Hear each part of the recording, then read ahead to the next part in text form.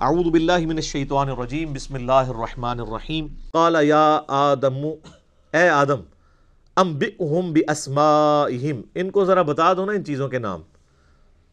تو آدم علیہ السلام کو تو اللہ تعالیٰ نے سکھائے ہوئے تھے تو انہوں نے پھر وہ نام بتا. فلما انبئہم باسمائہم تو جب آدم علیہ السلام نے ان چیزوں کے نام بتا دیے، یعنی جو بھی اللہ نے ایک سیمپل کے طور پہ چیزوں کے نام پوچھے تھے، تو اللہ نے فرمایا قال الم اقل لکم انی اعلم غیب السماوات والارض. تو اللہ تعالیٰ نے فرمایا کہ میں نہ کہتا تھا کہ میں زمین و آسمانوں کے غیب کو جاننے والا ہوں.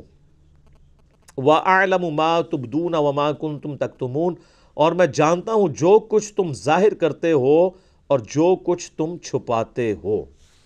یہاں بھی علم غیب کا اللہ نے بتا دیا کہ غیب کا علم میرے پاس ہے، اور جتنا علم میں کسی کو سکھاؤں گا اس کو آئے گا، اور جس کو میں نے نہیں سکھایا ہوگا کسی کی کمپیٹنسی نہیں ہے کہ وہ حاصل کر سکے. اور میں جانتا ہوں جو کچھ تم ظاہر کرتے ہو اور جو کچھ تم چھپاتے ہو. اچھا، اس سے ایک بات تو یہ پتہ چلی کہ آدم علیہ السلام کو اللہ تعالیٰ نے فضیلت دی ہے علم کی بنیاد کے اوپر.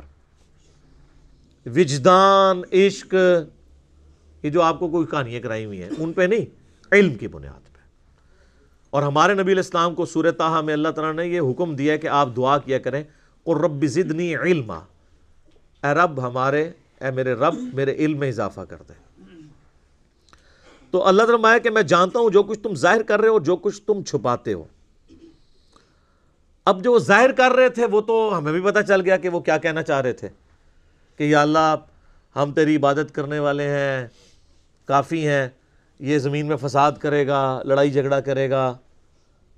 اور جو تم چھپاتے ہو، یعنی تمہارے دل کے اندر بھی اگر کوئی خیال آتا ہے، انہ علیم بذات الصدور، سینوں کے چھپے ہوئے رازوں کو جاننے والا. یہاں پہ شائبہ ہوتا ہے اس بات کا کہ فرشتوں کی خواہش یہ تھی کہ انہیں خلیفہ بنایا جائے، ان کے اندر کہیں چھپی ہوئی ایک خواہش موجود تھی. تو اللہ نے فرمایا کہ یہ جو کچھ تم کہہ رہے ہو نا، جو تم کہہ رہے ہو وہ بھی مجھے پتہ ہے، جو تواڈے اندر خواہش ہے نا وہ بھی مجھے پتہ ہے. اس میں یعنی ایک اشارہ ملتا ہے. ظاہر ہے وہ جو مقدمہ جس طرح لڑ رہے ہیں، اب وہ ڈائریکٹ تو نہیں کہہ سکتے تھے کہ یا اللہ ہمیں خلیفہ بنا دے. ظاہر ہے اللہ تو مالک ہے، تو مالک کے ساتھ گفتگو کرتے ہوئے ایک ڈیکورم کے اندر ہی اپنا میسج کنوے کیا جاتا ہے نا کہ یا اللہ اس کو بنا رہا ہے، یہ تو یہ ہے، یہ تو یہ ہے، اس میں تو یہ ہے، یہ ہے. تو مراد یہ ہے کہ اسی بھی ہیں، سانوں بھی کنسیڈر کرو.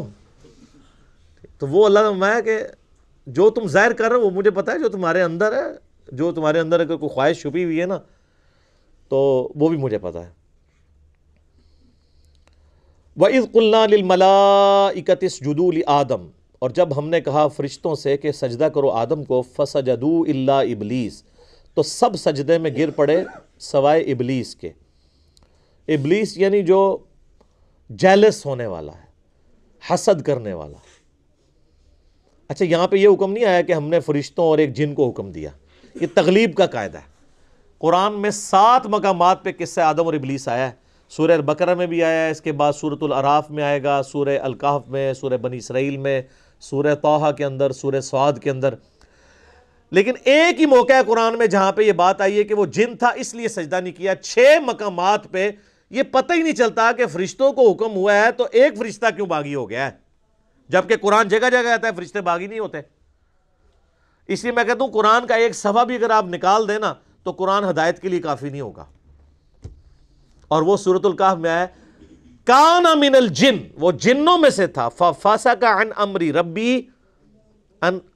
ربی اس لیے اس نے اپنے رب کی نافرمانی کی. اگر وہ فرشتہ ہوتا تو کبھی بھی نافرمانی نہ کرتا، وہ جنوں میں سے تھا. ابا واستکبر، وہ اکڑ گیا اور تکبر کیا، انکار کیا اس نے اور تکبر کیا. وکان من الکافرین اور یوں وہ کافروں میں داخل ہو گیا. اور ایک ترجمہ یہ ہے کہ وہ ہے ہی کافر تھا.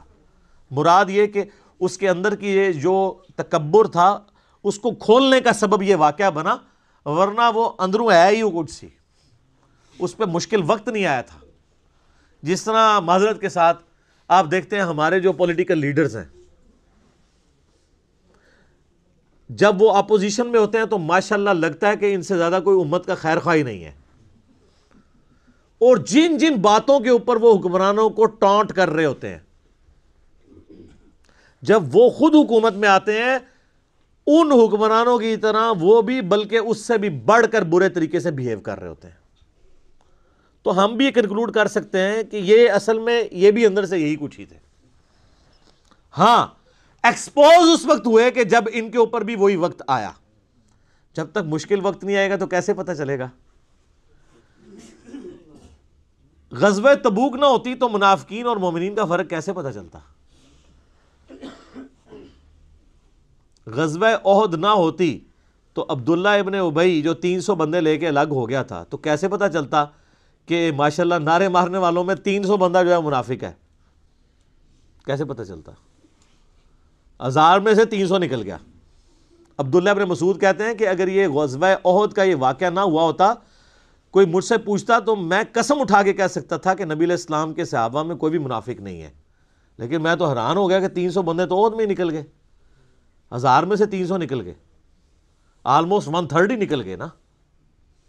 تو جب مشکل وقت آتا ہے پھر پتہ چلتا ہے کہ کون کون محبوب کی امت میں سے ہے.